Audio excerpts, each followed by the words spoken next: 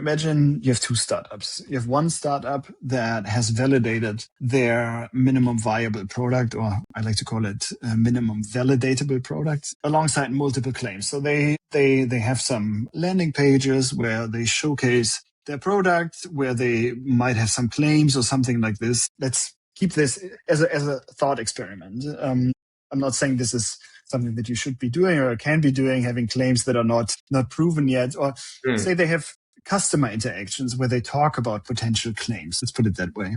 They have an MVP and all of these things, and they tested 5 claims. And based on these 5 claims, they figured out the 2 most commercially viable claims. Then they don't even have a product. They then talk to a clinical research organization, what that would mean in terms of costs for a clinical study. They then talk to a notified body and said, hey, this is what we're planning. Does that seem legit or not to you? And then they build their business case out of it. And then they show that to investors and say, hey, these are the claims. This is the product. We already have a clinical research organization that agreed that this could be the clinical study. And we talked to TÜV SÜD or other notified bodies, obviously.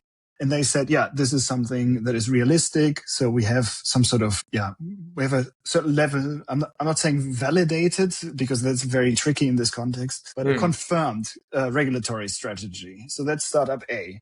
And then you have startup B who didn't do any of that, but they pitch the technology, they pitch ideas, and then they say, yeah, and in 2028, we are planning to have a CE certificate. I hope it's clear what I'm trying to say. Like, it's very, very different risk profiles. At the end of the day, it's a very different business case that they have, and a very different, the business case is just standing on much stronger feet than if you don't do that. And it's actually easier to do that than you would think. It's a few conversations that you have to have that give you, or that reduces already the risk of investing in.